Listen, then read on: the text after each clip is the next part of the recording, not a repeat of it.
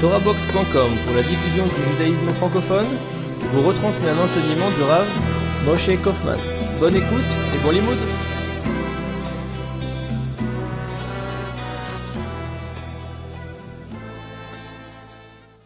Avec l'aide de Hachem, je voudrais parler ce soir du sujet de la prière, la grandeur de la prière, la force de la prière. Et comme avant-propos, je vais rapporter un texte bien connu des sages du début de Pirkei Avot, la deuxième Mishnah de Pirkei Avot, qui dit que le monde repose sur trois choses: al shlosha dvarim haolam omed, à la Torah, va la avoda, va milut chasadim. Sur la Torah, l'étude de la Torah, sur la avoda, le service de Dieu, c'est à la fois au temple et la prière, que nous allons développer ensemble, Bezrat Hashem, va milut chasadim, et sur la bonté et la générosité. Alors, le monde physique ne repose pas sur ces trois piliers. Ce qui repose sur ces trois piliers, c'est l'homme, comme l'explique le Maharal de Prague, dans son explication sur Pirkei Avot, que le monde en question, le microcosme, c'est l'homme, et en réalité, ces trois choses ne sont pas des mitzvot entre toutes les mitzvot, ce sont les trois tangentes fondamentales de l'homme, les relations avec Dieu. La avoda, c'est le service d'Hachem, ce sont les relations avec Dieu, c'est pour nous essentiellement la prière. Les relations avec soi-même, c'est la Torah, je ne vais pas le développer maintenant, mais la Torah, c'est en premier chef l'amendement de sa propre personne, et les relations avec l'autre, bien entendu, c'est la générosité, et c'est au point que le Maharal dit que, on le sait, il y a les trois fautes principales pour lesquelles on doit se laisser tuer plutôt que les transgresser. Ce sont l'idolâtrie, qui est le contraire du service de Hachem, c'est le meurtre, qui est le contraire de la générosité, le contraire absolu, et les relations interdites, qui sont le contraire absolu de la Torah, qui donne à l'homme son assise et l'amendement de l'âme et les normes justes de la personne. Ceci pour dire que ces trois éléments-là ne sont donc pas des mitzvot particulières, sont les fondements de la personne.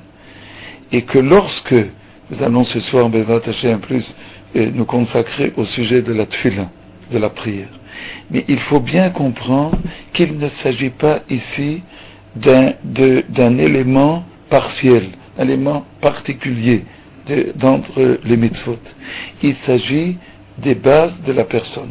Et je reprends le point du Maharal qui dit que si on doit se laisser tuer plutôt que transgresser une des trois choses qui sont enfreindre totalement à ces trois dimensions, même si c'est une seule fois, c'est parce que la mitzvah fondamentale de la Torah qui est de vivre, il faut vivre, si on doit transgresser, si on doit annuler un de ces éléments, la vie n'a plus de sens, et le sens de vivre ne s'applique plus que dans le monde futur, d'une façon générale. Donc, en ce qui nous concerne, donc l'avant-propos, c'est de comprendre que la dimension de la relation avec Hachem à travers la tefila est quelque chose de fondamental et qui caractérise l'homme de façon toute particulière. C'est au point, Rav Wolbe Zatzal, dans son Aléchour, dans le premier chélek, dans la première partie, rapporte que la Gemara elle-même nous donne une définition de l'homme par la prière. Une Mishnah qui est dans Baba Kama, à Mav'e, le Mav'e et la Gemara, c'est l'homme. L'homme, c'est celui en araméen Ba'ou qui prie, parce que la fonction qui est peut-être primordiale, où on voit la différenciation entre l'homme et tous les autres êtres créés, c'est la prière. Et c'est quoi la prière? Le fait de se tourner dans un face-à-face avec le Créateur. Et il y a quelque chose de formidable, de fantastique, d'inouï dans la prière qu'on ne trouve dans aucune des mitzvot de la Torah, dans aucune des activités de la vie. C'est que toutes les mitzvot et tout ce qu'on fait en tant que juif, on le fait devant Hachem, devant Dieu. Mais on n'est pas en rapport direct. Même l'étude de la Torah, qui est la mitzvah, on pourrait dire suprême, on l'accomplit devant Kadosh Baruch Hu. Tandis que dans la prière, on est en relation directe, on est dans un face-à-face, un vis-à-vis, où on parle, on s'adresse à Dieu, qui nous entend, qui nous répond, comme le dit le Mesilat Yesharim, le 19e chapitre, comme un homme écoute son prochain et lui répond, et comme le dit le Ramchaz dans le Mesilat Yesharim, toute personne qui a un peu de sens et de jugement et qui prie avec un peu de ferveur peut vérifier cette chose-là. Comme Dieu l'écoute et lui répond, et bien entendu c'est un dialogue qui vient du fond du cœur, on y reviendra, et cet élément donc de la tefila est quelque chose de particulier entre toutes les mitzvot. Et là, il faut préciser un point, c'est qu'avant même de parler de mitzvah, de relation à travers la mitzvah, en ce qui concerne la tefila a une autre dimension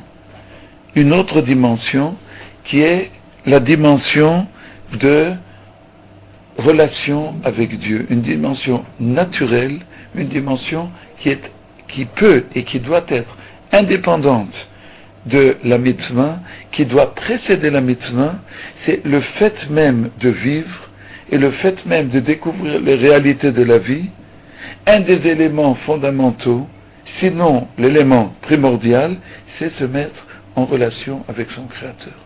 Et on a trouvé qu'Abraham, notre premier ancêtre, la première chose que la Torah décrit à son égard, lorsqu'il est arrivé en Eretz Israël, après qu'il ait reçu l'ordre de Dieu, il a érigé un misbéar, un autel, et il a appelé, littéralement, Vayikra Sham Beshem Hashem, il a appelé le nom de Hashem, le nom de Dieu. Et s'est rappelé à plusieurs fois. Il n'en avait pas reçu l'ordre, mais cela signifie que Abraham, qui est le premier homme qui recherchait Dieu, la première chose qu'un homme devrait faire sur terre, s'il met les choses en plan telles qu'elles doivent être, honnêtement, c'est d'appeler Hashem. D'appeler le nom de Hashem, de se mettre en relation avec Hashem. Et nous découvrons ici, dans la tefila, la première dimension de la tefila, qui précède, je le dis bien, à la mitzvah, à l'injonction de la tefila, à laquelle nous reviendrons, Bezrat Hashem, c'est la dimension de Emunah, de la foi.